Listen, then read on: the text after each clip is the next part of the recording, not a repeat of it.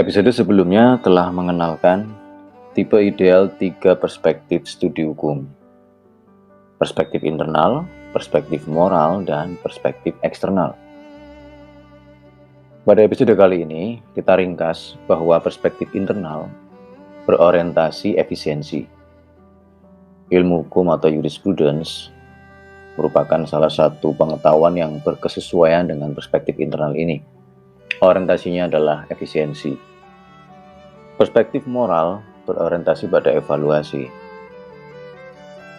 Perspektif moral atau filsafat hukum ini dengan orientasi evaluasi jangan dipahami sebagai evaluasi proyek atau evaluasi program, tetapi evaluasi dengan menggunakan pemikiran-pemikiran moral dan filsafat hukum atau filsafat pada umumnya.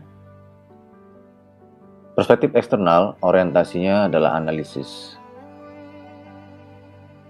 Perspektif eksternal yang berorientasi analisis ini dalam studi hukum nanti akan lebih banyak dijumpai dalam konteks analisis empiris. Pertanyaannya kemudian, apakah 3 perspektif ini tidak bisa berhubungan satu sama lain? Apakah karena 3 perspektif atau tipe ideal ini distinktif, unik, maka satu sama lain tidak bisa saling bertemu atau saling berhubungan ketika membaca atau melihat atau menganalisa atau merefleksikan fenomena hukum?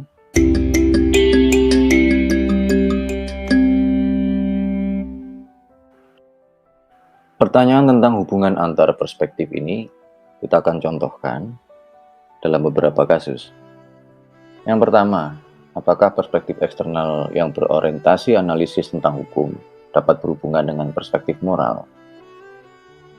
Perspektif eksternal yang orientasinya adalah analisis tentang hukum dan itu berada dalam kondisi empiris dapat memberikan informasi bahwa perspektif moral dapat mengembangkan refleksi tentang hukum. Melalui perspektif eksternal yang berorientasi analisis itu juga dapat menginformasikan bahwa perspektif moral digunakan untuk mengembangkan refleksi tentang hukum.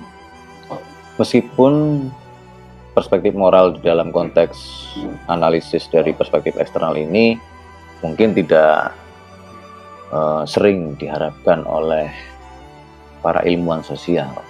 Sebagai contoh misalnya ada kasus perintah pembunuhan yang ramai sekali dibicarakan dalam situasi akhir-akhir ini. Seorang polisi memerintah seorang polisi lain untuk membunuh polisi juga.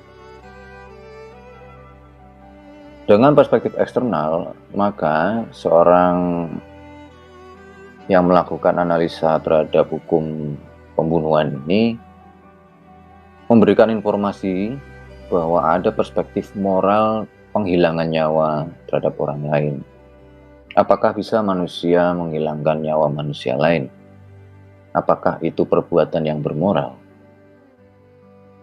Anda misalnya ketika menggunakan perspektif eksternal ini, maka Anda bisa menggunakan perspektif moralistis dari Thomas Aquina atau filsafat hukum dari Immanuel Kant, bahwa hukum itu subordinasi dari moral, maka morallah yang tertinggi. Informasi-informasi bahwa perbuatan memerintah membunuh itu adalah sesuatu perbuatan yang tidak bermoral akan terinformasikan sedemikian rupa dalam konteks perspektif eksternal yang berorientasi analisis. Itu adalah contoh yang pertama.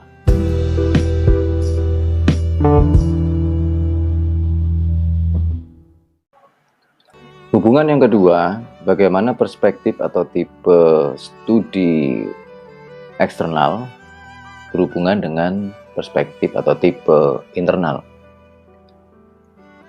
Perspektif eksternal berorientasi pada analisis tentang hukum. Dimensinya empiris, eksis pada kenyataan sosial. Kaitannya dengan perspektif internal yang berorientasi pada efisiensi, maka dalam suatu konteks gabungan perspektif ini, perspektif internal memberikan informasi bahwa terdapat subjek untuk dianalisis pada perspektif eksternal. Contohnya adalah dalam kasus pembunuhan tadi, seorang polisi memerintahkan pembunuhan kepada polisi lain untuk membunuh polisi juga. Maka, ketika perspektif eksternal ini dipraktekkan dengan orientasi pada analisis siapa yang membunuh siapa, maka perspektif internal akan menambahkan bahwa dalam konteks hukum acara pidana ada tersangka, ada korban, sehingga nantinya tidak keliru dalam memilih tersangka, terdakwa, korban, saksi, dan seterusnya. Meskipun juga ada kasus bahwa pengetahuan teknis hukum tidak dapat menjadi pengganti analisis pada perspektif eksternal. Misalnya, terlalu fokus pada perspektif internal tentang tersangka, lalu ternyata tersangka itu pembunuh yang sebenarnya diperintah lagi oleh aktor utama.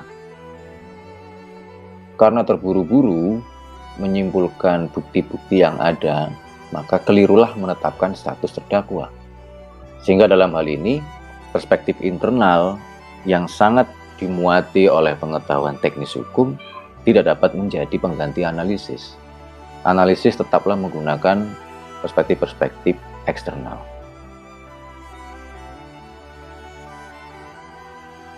Oleh karena itu, dinamika hubungan antara perspektif ini, terutama bagaimana disiplin ilmu sosiologi hukum akan menyelesaikan hukum secara eksternal,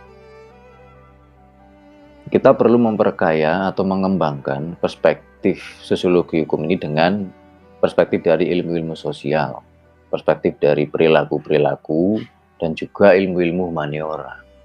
Tidak cukup lagi sosiologi hukum dalam cara baca perspektif ini, eksternal dan hubungan dengan internal, eksternal hubungan dengan moral dan filsafat. Tidak cukup sui generis. Tidak bisa hanya sebatas dipahami distinktif. Maka ilmu sosiologi hukum hanya pada proses fakta saja. Tidak bisa. Oleh karena itu, dimensi eksternal ini berimplikasi bahwa pendekatan sosiologis harus diperjelas.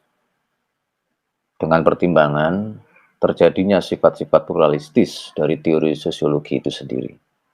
Teori sosiologi yang begitu beragam, yang dalam konteks cara baca Weberian ini adalah tipe ideal eksternal, maka ketika berhubungan dengan tipe-tipe internal jurisprudence, tipe-tipe moralistis ala Immanuel Kant misalnya, sosiologi hukum harus diperkaya dengan berbagai perspektif, terutama diperkaya dengan perspektif ilmu-ilmu sosial seperti yang telah kita ungkapkan tadi, bisa ilmu politik atau ilmu sosiologi lain yang berkembang, dan juga perilaku, dan terakhir ilmu-ilmu humaniora.